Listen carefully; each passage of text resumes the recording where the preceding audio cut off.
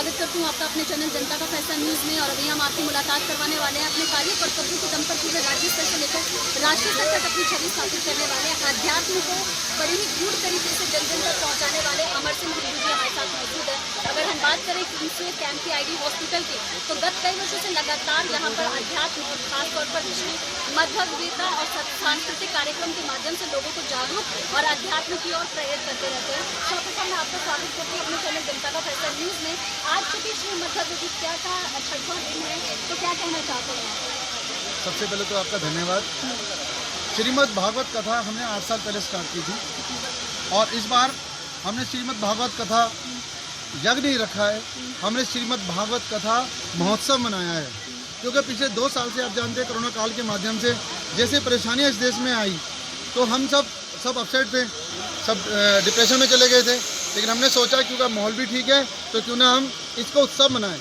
और उत्सव मनाने का सबसे बड़ा कारण हमारा यह है, हिंदू संस्कृति के अंदर जो आज कमियां होती जा रही है, लोग इतने बड़े आध्यात्म को नहीं समझ पा रहे हैं। तो हमारा ये सोचना है कि हम किसी न किसी कारण हर बच्चे के अंदर, हर घर के अंदर भगवत गीता के माध्यम से हिंदू संस्कृति को उनके घर घर तक पहुँचाएँ। आडंबरों से बहुत जुड़ा जाता है, कहा जाता है कि हिंदू अपने वैदिक संस्कृति में बहुत आडंबर होते हैं और गत कई वर्षों से लगातार 1 दशक से आप ये कार्य करते आ रहे हैं, तो जनता के लिए क्या कहना चाहेंगे? देखिए, ये तो जिन लोगों ने बुरा कहना है वो बुरा ही कहेंगे, उनको अच्छा दिखता ही नहीं है। और मैं ये जानता हूँ कि ऐसे ऐसे लोग थे जो बहुत ही मैं कहूँ गलत टाइप के थे, लेकिन आज इतने आदमी से जुड़ गए हैं, भागवत कथा के माध्यम से इतने अच्छे अच्छे काम कर रहे हैं। तो मैं तो कहता हूँ कि हमारा जीवन ही सफल है, जिस जीवन के अंदर हम किसी के जीवन के अंदर एक अच्छा काम कर सके। और सबसे बड़ी बात है, जब हम भगवान का काम करते हैं तो अच्छे अच्छे व्यक्ति हमसे मिलते हैं। पिछले 8 वर्षों से लगातार आप ये कार्य कर रहे हैं और कारवां दिन प्रतिदिन बढ़ता जा रहा है। क्रेडिट किसको देना चाहेंगे? करो ना आपकी प्रेरणा स्रोत। देखिए जी, प्रेरणा स्रोत हमारे राम सिंह अंकल जी थे। अब उनका देहांत हो गया है, तो एक उन्होंने मेरी बाह पकड़ी और कहा हमारे इतने सारे कार्यक्रम कराते हुए पर श्रीमद् भागवत कथा करा के दे दो। तो उसी दिन से लग गए जी, और उसी को निर्वाह करते करते आज वो हमारे बीच में भी नहीं है। भगवान उनकी आत्मा को शांति दें। और इतने अच्छे अच्छे लोग हमें मिलते जा रहे हैं। हमारे अतुल भाई, जो कि आज इन्हों के भी मैं बहुत धन्यवाद दूंगा कि अतुल भाई ने हमें भागवत के साथ साथ संतों के दर्शन करा दिए। तो कल हमारे बीच में जूना अखाड़े से संत थे, श्री हनुमानगढ़ी से बीच में संत थे, आज हमारे देहरादून से श्री हितेशी जी, इंदिरा हितेशी जी हमारे बीच में संत महात्मा हमारी धरती पर हमारे बीच में है। तो हमें तो कह रहे कि हमारा जीवन ही धन्य हो गया कि भगवान का नाम लेते लेते। भगवान श्री कृष्ण जीवन का कौन सा ऐसा काम है, कौन सा ऐसा कार्यकाल है जिसको युवाओं को अवश्य सीखना चाहिए? भगवान श्री कृष्ण के साथ वो जो बातें कहते थे और जो बातें करते थे और जो उन्होंने लीलाओं के माध्यम से दिखाया कि स्त्री का सम्मान भी करना है और स्त्री की लाज भी बचानी है, तो वही श्री कृष्ण भगवान से हमने प्रेरणा ली है। और हर एक एक बच्चे के अंदर, एक एक घर के अंदर भगवान के नाम और श्री भगवान का नाम घर घर जाए और सब लोग श्रीमद् भागवत कथा, रामचंद्र भगवान और श्री कृष्ण जी के आदर्शों पर चलें, यही मेरी मनोकामना है। गरीब शोषित वंचित वर्ग के विकास के लिए सदैव समर्पित रहने वाले, राष्ट्र की एकता, अखंडता, एकजुटता और समरसता को बनाए रखने के लिए विभिन्न प्रकार के कार्य करते रहते हैं Amar Singh ji. Exclusive report by कामनी झा, जनता का फैसला न्यूज चैनल। आपका अपने चैनल जनता का फैसला न्यूज़ में। और अभी हम आपको लेकर आए हैं किम्स कैंप, जहाँ पर श्री मध्वगीता चल रही है। मैं आपको बता रही हूँ, व्यास गद्दी पर हमारे साथ में अभी मौजूद है गोपाल व्यास नंदन पुरोहित जी महाराज जी। तो अभी मैं आपका स्वागत करती हूँ अपने चैनल जनता का फैसला न्यूज़ में। आज का जो यहाँ पर कौन सा दिन चल रहा है और आप कौन सा श्रीमद् भागवत का 6वां दिवस है और आज रुक्मणी विवाह उत्सव वो आए हमारे यहाँ भागवत में आज का प्रोग्राम, और बड़े आनंद के साथ भक्ति पूरा आनंद ले रहे हैं, भक्ति भाव में जुड़ करके, और सारी व्यवस्थाएं ले रहे हैं। और भोजन भंडारा भी व्यवस्था कर रहे हैं, जो जिसको प्रसाद की सेवा कर रहा है प्रसाद की सेवा, और जो जैसा सहयोग बन रहा है वैसे सेवा कर रहे हैं, और बड़ा ही आनंद होता है। अमर सिंह हिंदू जी के लिए क्या कहेंगे जो आज के यहाँ के आयोजक हैं? मेरा भी उनसे परिचय नहीं है, उनसे उनके बारे में जानता नहीं है, क्योंकि मेरा इतना परिचय नहीं है। अच्छा, परिचय हो जाएगा। आखिर क्यों आवश्यकता पड़ी श्री मध्वगीता, पुराण, वेद इत्यादि को क्यों व्याख्यात किया जाता है? आखिर आवश्यकता क्यों है? क्योंकि वेदों के आधार से हमें आचरण करना चाहिए, वेदों के आधार से हमें चलना चाहिए, और जो वेदों के शास्त्र में जो कर्म करते हैं उनका कल्याण होता है। क्योंकि इतिहास पुराणानि वे शास्त्राणि विधि बिना केवला हेत की भक्ति रुत पताए केवलम, जो मनमोजी काम कर रहे हैं उससे उत्पाद खड़े होते हैं। कभी साफ चमत्कार करते, वो कभी असफल नहीं होते, उनको हमेशा कामयाबी मिलती है, असफलता मिलती है और धर्म बढ़ता है। स्टॉप कर दो।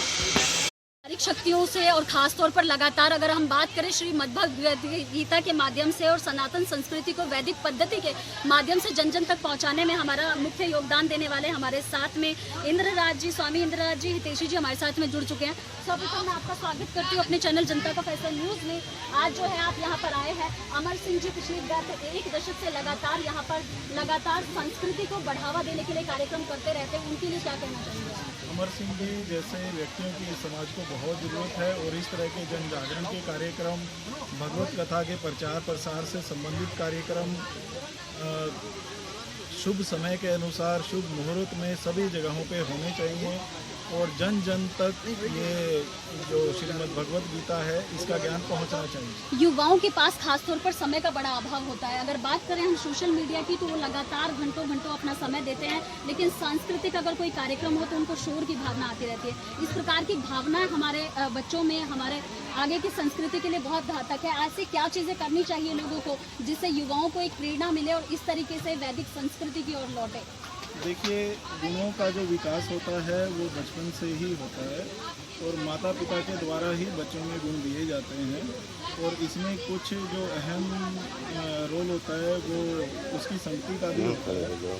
तो माँ बाप का इस बात का खास ध्यान रखें कि बच्चों में शुरुआत से ही संस्कार भरें, उनको आध्यात्मिक स्थानों की यात्राएं करवाएं। ज़्यादातर माँ बाप अपने बच्चों को स्कूल और ट्यूशन तक ही सीमित रखते हैं। मुख्य समस्या भी यही है। तो अगर वो धार्मिक स्थानों की अपने बच्चों का ज्ञान करवाएंगे, उन धार्मिक स्थानों पर घुमा के लेके आएंगे तो उनको धर्म का ज्ञान होगा और उनकी आध्यात्मिकता बढ़ेगी। मैं अगर बात करूँ श्रीमद् भगवद गीता की तो लोगों में बहुत मेंटलिटी है कि श्रीमद् भगवद गीता किताब को घर में रखने से बड़ा कलेश होता है और आज बहुत सारे लोग जो है श्रीमद् भगवद गीता को घर में इसलिए नहीं रखते कि कलेश ना हो जाए, क्योंकि उनको लगता है कि भगवान श्री कृष्ण जो है वो मतलब लड़ाइयाँ, इस तरीके की भावना उनके अंदर है। ये किस प्रकार से हटना चाहिए, क्या कहेंगे इस पर? बात आपकी बिल्कुल गलत है। देखिए, आपने 2 बातों को मिक्स कर दिया है, महाभारत ग्रंथ को और गीता को। गीता घर घर में होती है, महाभारत ग्रंथ महाभारत ग्रंथ को लोग इस तरीके से जोड़ते हैं कि उसमें कुछ लड़ाइयाँ लिखी गई हैं। असल में उसमें धर्म और अधर्म की बात है। अगर आप सभी घटनाओं को धर्म से जोड़ेंगे तो आप उससे बहुत कुछ सीख सकते हैं, पर अगर आप अधर्म को ही सही मान के चलेंगे तो आपको सारी की सारी महाभारत की घटनाएं गलत लगेंगी। अगर आपके मन में समाज के विकास की भावना है तो आपको महाभारत ग्रंथ भी बहुत प्यारा लगेगा और बहुत कुछ आप उससे सीख सकते हैं। सांस्कृतिक कार्यक्रम क्यों होते रहने चाहिए?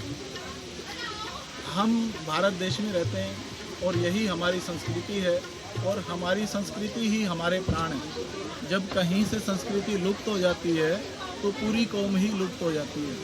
अपनी कौम के लिए, अपने भविष्य के लिए और अंत समय में ईश्वर की कृपा के लिए हमें सांस्कृतिक कार्यक्रम करने चाहिए और उनमें अपनी भागीदारी भी निभानी चाहिए। जी, बहुत ही अच्छी जानकारी का साझाकरण मान्य आपके द्वारा। तो देखा यहाँ पर देश के विभिन्न राज्यों से विभिन्न प्रकार के संतों के माध्यम से यहाँ पर लोगों को जो है सनातन संस्कृति की ओर जागरूक करने का कार्य होता रहा है। एक्सक्लूसिव रिपोर्ट बाय कामनी झा, जनता का फैसला न्यूज़ चैनल।